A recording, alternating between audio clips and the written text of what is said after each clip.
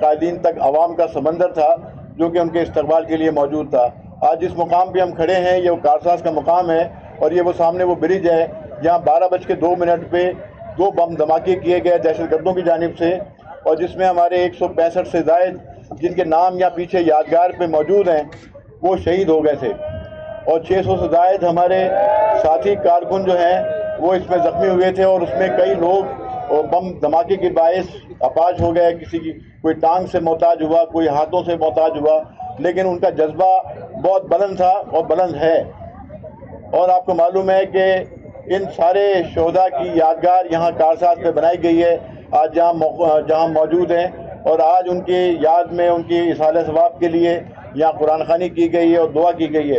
اور کل 18 اکتوبر کو شہداء کارساز کی یاد میں ایک تاریخی اپنا تعزیتی اجتماع جو ہے وہ منعقد ہو رہا ہے کل بلاول ہاؤس پر، جس سے چیئرمین بلال بھٹو زرداری صاحب خطاب کریں گے، اور انشاءاللہ اس میں کراچی بھر سے ہمارے پارٹی کے کارکنان اپنے شہداء کارساز کو خراج عقیدت پیش کرنے کے لیے وہاں جمع ہوں گے، اور چیئرمین بلال بھٹو زرداری صاحب اس سے خطاب کریں گے۔ 3 بجے کا وقت ہے، 3 بجے کا وقت دیا گیا ہے، جس میں ساتوں اضلاع سے سٹی ایریا کے جلوس، خواتین کے جلوس، لیبر بیورو کے، یوتھ کے، خواتین کے، پیپلز اسٹوڈنٹ فیڈریشن کے، اضلاع کے تمام ذیلی تنظیموں کے جلوس وہاں پہنچیں گے، اور جس کا اہتمام Pakistan Peoples Party Karachi division نے وہاں کیا ہے، اور کل انشاءاللہ ایک شاندار اور بہترین اجتماع اور ان کی یاد میں وہ پروگرام ہوگا۔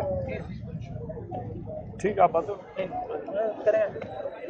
ٹھیک ہے، کوئی سوال آپ نے کرنا ہے تو کوئی سوال کر لیں۔ 18 اکتوبر کو 16 سال بیتے یہاں پر موجود اکثر کارکنان کے ذہنوں میں یہ خیال آتا ہوا کہ اب تک میں ان کے لواحقین کو انصاف نہیں ملا، انصاف میں کیا رکاوٹیں ہیں؟ میں صرف کچھ چیزیں آپ کو یاد کراؤں گا۔ یہ سوال ہر یوم شہادت کے موقع پر سامنے آتا ہے، لیکن جب یہاں 18 اکتوبر 2007 کو یہ دہشت گردی کا واقعہ ہوا تو پیپلز پارٹی حکومت میں نہیں اپوزیشن میں تھی، اور ہم ہمیشہ ایک بات کہتے ہیں کہ 18 اکتوبر کو بھی نشانہ شہید محترمہ بے نظیر بھٹو صاحبہ تھیں، لیکن اس دن وہ محفوظ رہیں، لیکن پھر 27 دسمبر کو پنڈی میں ان کی شہادت ہوئی۔ تو یہ دونوں واقعات جو ہیں وہ آپس میں جڑے ہوئے ہیں، اور جو قوتیں 18 اکتوبر کے واقعے میں ملوث ہیں انہی قوتوں نے 27 دسمبر کو محترمہ کو شہید بھی کیا تھا۔ یہاں جب واقعہ ہوا تو ایف آئی آر جو ہے وہ پیپلز پارٹی کی جانب سے نہیں کاٹی گئی۔ جو وکٹم تھے، جو مدعی تھے، جن کے کارکن جاں بحق ہوئے تھے، قتل ہوئے تھے، شہید ہوئے تھے، انہیں ایف آئی آر درج کرنے کے حق سے بھی محروم کیا گیا۔ اس وقت کی جو حکومت تھی انہوں نے اپنی مدعیت میں ایف آئی آر کٹوائی۔ پیپلز پارٹی کو اپنی ایف آئی آر کٹوانے کے لیے عدالتوں میں جانا پڑا۔ ایک عدالت سے فیصلہ ہمارے حق میں آیا، اس وقت کی حکومت نے اس کے خلاف اپیل کی، اور اس دوران میں جو موقع پر شہادتیں موجود تھیں وہ ساری کی ساری مٹا دی گئی۔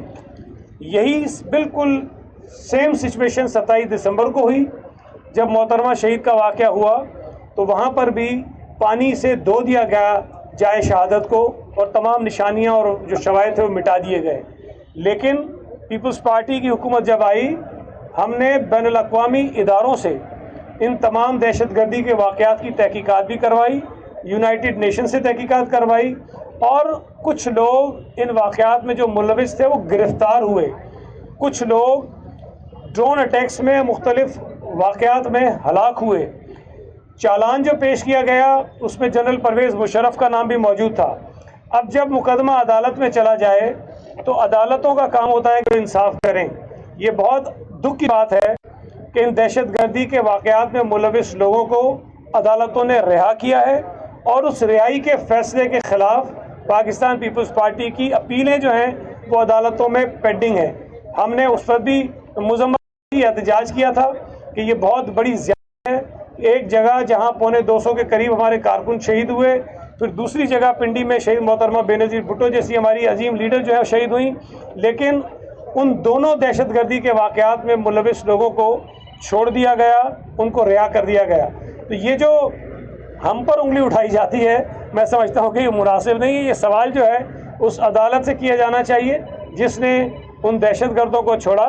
ये सवाल उस वक्त की हुकूमतों से किया जाना चाहिए जिन्होंने जाए जो दहशत गर्दी का वाक़या जहाँ हुआ वहाँ शहादतें मिटा दी थी, और उन अदालतों से भी किया जाना चाहिए जिन्होंने चालान में नामजद जो मुलजिम थे उनको गिरफ्तार करने के लिए कोई फैसले नहीं दिए और उनको शायद किसी तरह की प्रोटेक्शन वो देते रहे। अच्छा, एक मैं बताऊं आपको कि आपको मालूम है कि उस दिन जब मोहतरमा बेनज़ीर भुट्टो का काफिला चला था तो ये स्ट्रीट लाइट जो थी वो बंद कर दी गई थी और सारे शारे फैसल पे अंधेरा था। और जब हम इसकी एफआईआर के लिए बादराबाद थाने पहुंचे तो वहाँ से SHO भी भाग गया, ड्यूटी ऑफिसर भी भाग गया, हेड मास्टर कोई ये बादराबाद थाने में जब सूबाई पार्टी की क़यादत कायम अली शाह साहब की सरबराही में तो कोई नहीं था। और दूसरी बात बताऊं कि शहीद गनी और मैं उस वक्त जिना अस्पताल में मौजूद थे जब वहाँ जख्मी और शहीद लाए जा रहे थे। वहाँ का मेडिकल लीगो ऑफिसर को भगा दिया गया था, वो MLO देने को तैयार नहीं था। तो इतनी ज़्यादती की गई और ये पूरा, जैसे शहीद गनी ने बताया कि पूरा एरिया जो था वॉश आउट कर दिया गया था, यहाँ से सारी शवायद मिटा दिए गए थे। और आपको मालूम है कि जब ये 165 से ज़्यादा लोग शहीद हुए तो ये पूरी सड़क रंगीन हो गई थी खून से और ये जख्मियों से, ये सूरत हाल थी यहाँ से। और रात ही रात ये सारे के सारे फायर ब्रिगेड के जरिए सारी सड़कें धो दी गई थी, सफाई कर दी गई थी, ऐसा कर दिया गया था कि जैसे यहाँ पे कोई वाक़या नहीं हुआ। अच्छा जी, मेरा सवाल ये है कि शहीद मोहतरमा ने खुद इस वाक़े के बारे में एक खत लिखा था और उस खत में FIR तो नहीं कटी थी उस वक्त, लेकिन उन्होंने 4 लोगों को भी नॉमिनेट किया था जिनमें परवेज़ इलाही भी शरीक था। फिर बाद में वो आपके इत्तेहादी भी बने। तो ये इस अलविये को कैसे देखते हैं कि जो मोहतरमा या शोधा के वाक़यात में मुलविस लोग हैं उनको फिर आप हुकूमतों में भी शामिल करते हैं?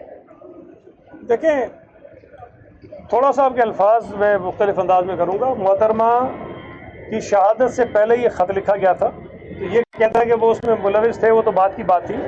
उन्होंने इस शक का इज़हार किया था कि अगर कोई वाक़या ऐसा हो जाए तो ये 4 अफराद उसमें मुलविस होंगे। पीपल्स पार्टी की जब हुकूमत थी तो इसकी एक जामे तहकीकात हुई और उन अफराद से भी तहकीकात की गई थी। अब अगर किसी के ऊपर कोई साबित नहीं होता तो मैं नहीं समझता कि हमें ये हक पहुँचता है कि हम जो है किसी को कहेंगे तुम इस वाक़े में थे। लेकिन उस जो ख़त की रोशनी में जिन लोगों के नाम थे उनसे तहकीकात ज़रूर की गई थी और तहकीकात में शामिल हुए थे। अच्छा शहीद गनी साहब, आपने कहा कि चलान में मुशर्रफ का भी नाम था, आपकी हुकूमत थी, क्या मजबूरी थी, क्यों नहीं बदल पाए, क्यों नहीं उनसे तब्दील? पाकिस्तान पीपल्स पार्टी की हुकूमत ज़रूर थी लेकिन चीफ जस्टिस जो है वो आसिफ अली जरदारी साहब नहीं थे और ना ही बिलावल भुट्टो जरदारी साहब थे। और मैं ये समझता हूँ कि वो उस वक्त की अदालत की जिम्मेदारी बनती थी कि वो इस किस्म के इकदाम उठा के लोगों को गिरफ़्तार करवाते। लेकिन ये बड़ी अफसोस की बात है, मैं तो उससे भी आगे जा रहा हूँ ना कि एक तो शख्स चले वो दुनिया में नहीं है, लेकिन जो गिरफ़्तार थे लोग उनको भी अदालतों ने रिहा कर दिया है, जो मैं समझता हूँ बहुत ही काबिल अफसोस बात है। इतना बड़ा दहशत गर्दी का वाक़या हो,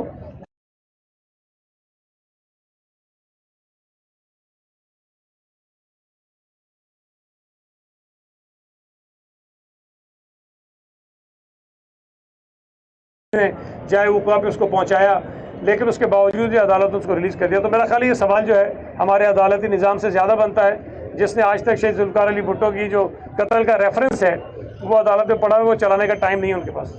ये बताइए सैद भाई कि मोहतरमा बेनज़ीर भुट्टो आज से 16 साल पहले पाकिस्तान में जमहूरियत के लिए आई थी और उसी के नतीजे में उन्हें शहीद कर दिया गया।